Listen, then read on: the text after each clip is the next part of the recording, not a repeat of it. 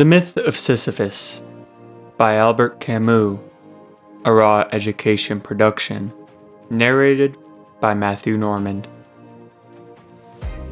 The gods had condemned Sisyphus to ceaselessly rolling a rock to the top of a mountain, whence the stone would fall back of its own weight. They had thought with some reason that there is no more dreadful punishment than futile and hopeless labor. If one believes Homer, Sisyphus was the wisest and most prudent of mortals. According to another tradition, however, he was disposed to practice the profession of highwayman. I see no contradiction in this. Opinions differ as to the reasons why he became the futile laborer of the underworld. To begin with, he is accused of a certain levity in regard to the gods. He stole their secrets. Aegina, the daughter of Aesopus, was carried off by Jupiter. The father was shocked by that disappearance and complained to Sisyphus. He, who knew of the abduction, offered to tell about it on condition that Aesopus would give water to the citadel of Corinth. To the celestial thunderbolts he preferred the benediction of water. He was punished for this in the underworld. Homer tells us also that Sisyphus had put death in chains. Pluto could not endure the sight of his deserted, silent empire. He dispatched the god of war, who liberated death from the hands of her conqueror. It is said also that Sisyphus, being near to death, rashly wanted to test his wife's love. He ordered her to cast his unburied body into the middle of the public square. Sisyphus woke up in the underworld, and there, annoyed by an obedience so contrary to human love, he obtained from Pluto permission to return to Earth in order to chastise his wife. But when he had seen again the face of this world, enjoyed water and sun, warm stones and the sea, he no longer wanted to go back to the infernal darkness. Recalls, signs of anger, warnings were of no avail. Many years more he lived facing the curve of the gulf, the sparkling sea, and the smiles of earth. A decree of the gods was necessary. Mercury came and seized the impotent man by the collar, and, snatching him from his joys, led him forcibly back to the underworld. You have already grasped that Sisyphus is the absurd hero. He is, as much through his passions as through his torture. His scorn of the gods, his hatred of death, and his passion for life won him that unspeakable penalty, in which the whole being is exerted toward accomplishing nothing. This is the price that must be paid for the passions of this earth.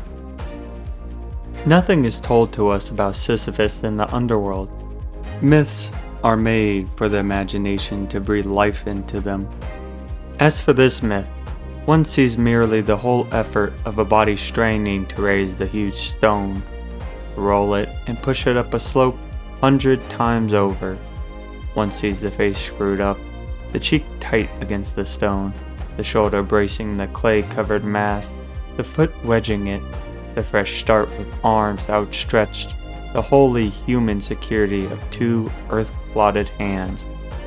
At the very end of his long effort, measured by skyless space and time without death, the purpose is achieved.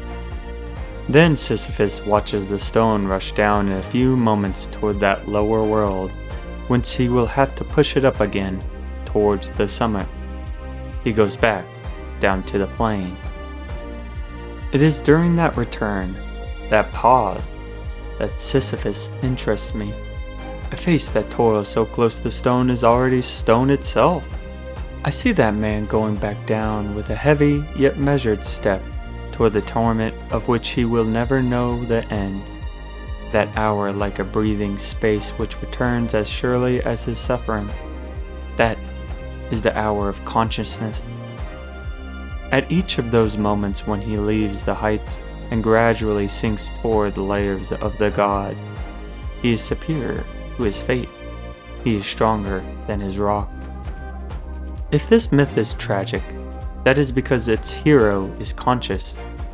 Where would his torture be, indeed, if at every step the hope of succeeding upheld him? The workman of today works every day in his life at the same task, and this fate is no less absurd. But it is tragic only at the rare moments when it becomes conscious. Sisyphus, proletarian of the gods, powerless and rebellious, knows the whole extent of his wretched condition. It is what he thinks of during his descent. The lucidity that was to constitute his torture at the same time crowns his victory. There is no fate that cannot be surmounted by scorn. If the descent is thus sometimes performed in sorrow, it can also take place in joy. The word is not too much. Again, I have fancied Sisyphus returning towards his rock, and the sorrow was in the beginning. When the images of earth cling too tightly to memory, when the call of happiness becomes too insistent, it happens that melancholy rises in man's heart. This is the rock's victory. This is the rock itself. The boundless grief is too heavy to bear. These are our nights of Gethsemane, but crushing truths perish from being acknowledged. Thus, Oedipus at the onset obeys fate without knowing it, but from the moment he knows, his tragedy begins. Yet at the same moment, blind and desperate, he realizes that the only bond linking him to the world is the cool hand of a girl. Then a tremendous remark rings out. Despite so many ordeals, my advanced age and the nobility of my soul make me conclude that all is well. Sophocles' Oedipus, like Dostoevsky's Krylov, thus gives the recipe for the absurd victory. Ancient wisdom confirms modern heroism. One does not discover the absurd without being tempted to write a manual of happiness. What? By such narrow ways? There is but one world, however. Happiness and the absurd of two sons of the same earth. They are inseparable. It would be a mistake to say that happiness necessarily springs from the absurd discovery. It happens as well that the feeling of the absurd springs from happiness. I conclude that all is well, says Oedipus, and that remark is sacred. It echoes in the wild and limited universe of man. It teaches that all is not, has not been, exhausted. It drives out of this world a God who had come into it with dissatisfaction and a preference for futile sufferings. It makes of fate a human matter, which must be settled among men. All Sisyphus' silent joy is contained therein. His fate belongs to him. His rock is his thing. Likewise, the absurd man, when he contemplates his torment, silences all the idols. In the universe suddenly restored to its silence, the myriad wandering little voices of the earth rise up. Unconscious, secret calls, invitations from all the faces. They are the necessary reverse and price of victory. There is no sun without shadow, and it is essential to know the night. The absurd man says yes, and his effort will henceforth be unceasing.